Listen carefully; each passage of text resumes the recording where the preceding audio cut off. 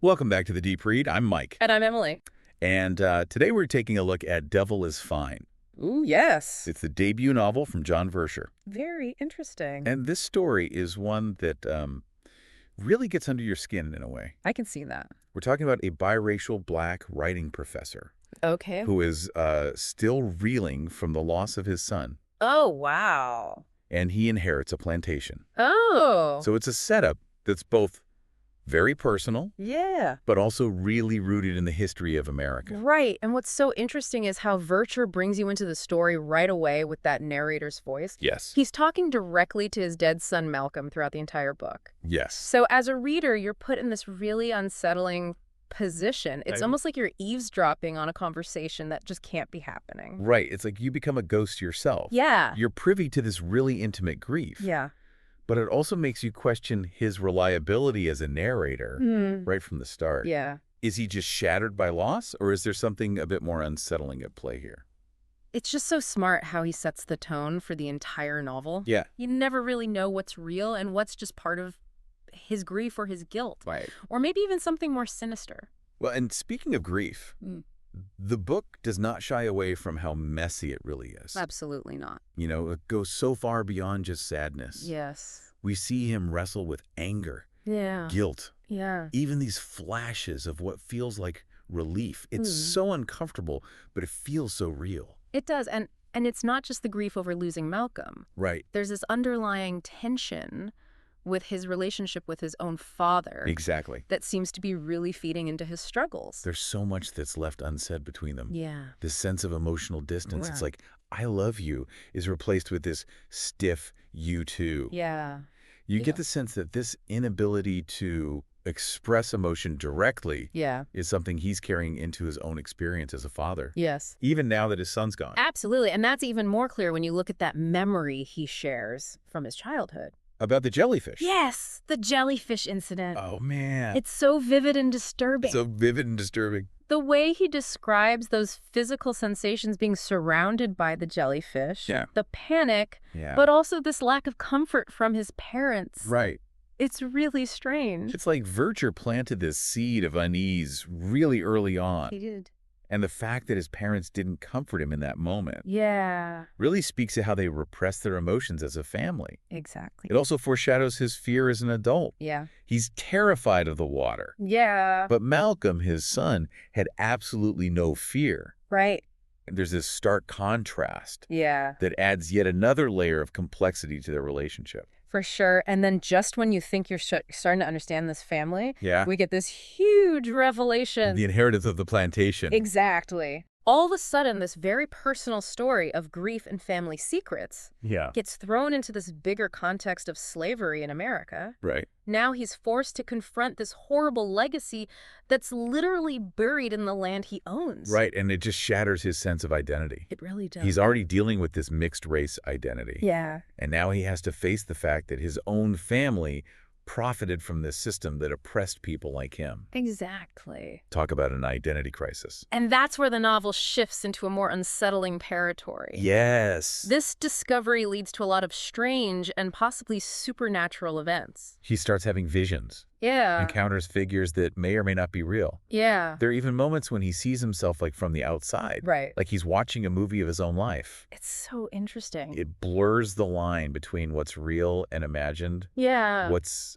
psychological and maybe what's supernatural. For sure. It makes you question everything you're reading. And it makes him even more unreliable as a narrator. Absolutely. And then there's this detail that keeps coming up, the horny toad. Oh, right. It appears out of thin air. You're left wondering, like, what does that mean? Is it symbolic?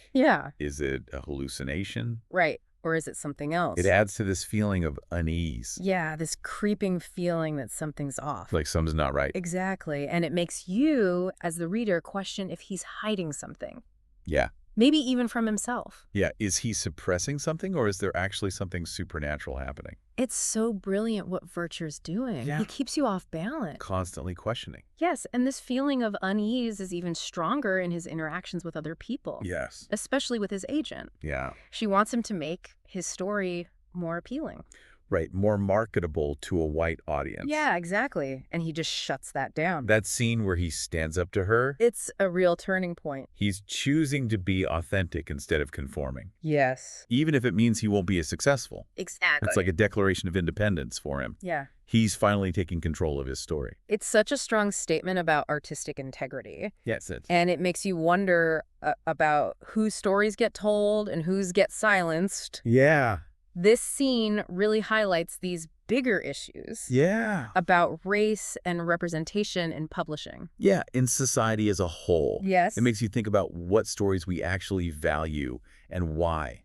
Definitely Devil is Fine reminds us that sometimes the most important stories are the ones that make us uncomfortable. The ones that challenge the way things are. Yes, and this book does not shy away from discomfort. No, it does not. It forces you to look at the uglier parts of history, Yeah. family dynamics, and even yourself. It does. And I think it's through that discomfort that we can learn and grow. For sure. Speaking of uncomfortable, let's talk about the relationship between him and his father. Yeah, you see those small moments of tenderness, but it's always covered up by this deep resentment and all this unspoken pain. Yeah, their final confrontation is so sad.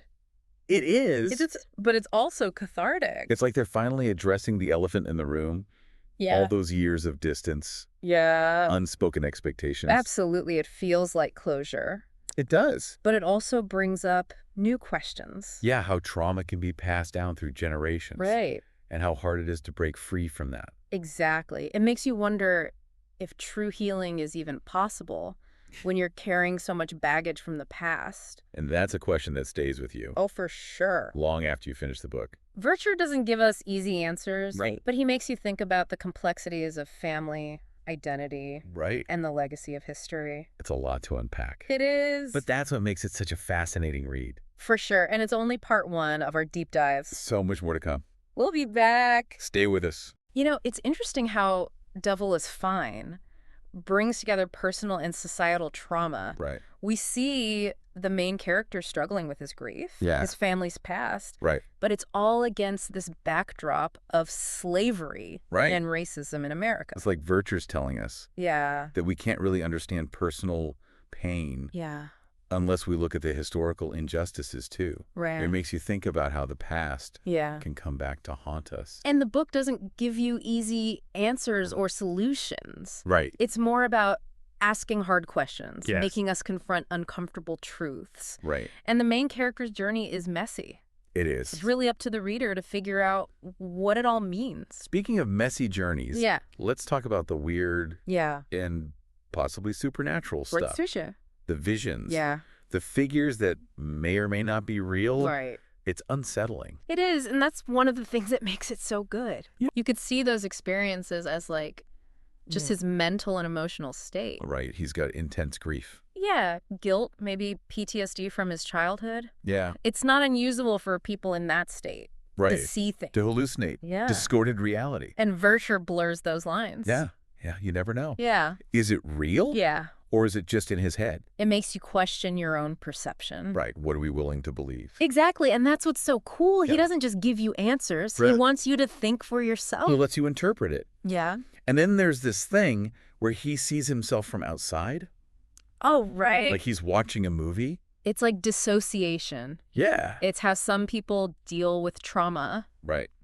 Like he's detaching from his pain. Yeah. But it also makes you think, Yeah. is he a reliable narrator? Can we trust him? And then there's the question, is he actually being haunted? Now, that's where it gets really interesting. Vercher is playing with the idea of ghosts. Yeah. But he never actually says if it's real. If it's real or not. And I think that makes it more powerful. I think so too. Because whether those ghosts are real or not, they stand for something real. The weight of history. The trauma that lasts for generations. Exactly. And it makes you think about how the past still affects us today. Even if we don't realize it. I think that's one of the biggest messages. Yeah. We can't escape what our ancestors went through. Personal and societal. We're all carrying those ghosts. In some way. And it's up to us to decide how we deal with them. Right. Do we bury them? Yeah. Or try to understand them? Try to make peace with them. It's a tough question. It is. And one that Vercher leaves us to think about. Devil is fine. Really challenges us to face the ghosts of our past. Personal and societal. And to understand who we are. In light of that history. It's really unsettling. Yeah. But also deeply moving. It stays with you. So if you finished Devil is Fine. Yeah. We'd love to know what you think. Head over to our social media. Share your reaction. Use the hashtag #TheDeepRead. And if you haven't read it yet, add it to your list. It's tough. But so rewarding. We'll be back in a bit to talk about the ending. And wrap up our thoughts on Devil is Fine. Stay with us. Welcome back to The Deep Read. We're wrapping up our deep dive into Devil is Fine by John Vercher. And wow, things get really intense as we get toward the end of this book. It's interesting how everything really comes down to a choice he has to make. Yeah. Both in his writing and in dealing with his own past. You're talking about when he's working on that new book? Yeah. And his agent's pushing him? Yes. She wants him to make it more marketable. Right. Basically make it easier for white audiences to swallow. Exactly. And he just rejects that idea. Completely. It's such a turning point for him. Yeah. He's choosing to be true to himself. Yeah. Instead of trying to please everyone else. He's done trying to fit in. Yeah. And he's finally ready to just tell his own story. His truth. Yeah. Even if it means he won't sell as many books. It felt like such a powerful moment. Yeah. Like he was finally free. It's a huge statement about artistic integrity. It is. And it makes you wonder about whose voices actually get heard. Yeah. And whose get ignored. Devil is Fine really reminds us that the most important stories are often the ones that make us uncomfortable. The ones that make us think. Yeah, the ones that challenge the way things are. Absolutely. And this book does not give you an easy ending. It does not. You're left with a lot to think about. A lot to unpack. Without giving anything away. Yeah. I think the ending really shows how trauma can repeat itself. Yeah, across generations. Yeah, it's so hard to escape those patterns. It is. Even though he's trying to find some peace with his past. Yeah. You get this sense that it will always be with him. It's not a happy ending. No. But it feels real. It does. Devil is Fine shows us that healing isn't simple. It's complicated. Sometimes all you can do is keep going. Keep moving forward. Even with the weight of your past. And that's a kind of strength in itself. It is confronting your past. No matter how painful. Is the only way to really know yourself. That's what this book is all about. It really makes you think. It's haunting and thought-provoking. It explores grief, family secrets, and the impact of history. So we want to hear what you thought. Yes. If you've finished Devil is Fine. Head over to our social media. Share your reactions. Use the hashtag #TheDeepRead. And if you haven't read it yet, definitely add it to your list. It's a tough read. But it's so worth it. It really is. That's it for our deep dive into Devil is Fine. Make sure you subscribe to The Deep Read. For more conversations about books that make you think. And make you feel. Books that stay with you long after you finish the last page. We'll see you next time.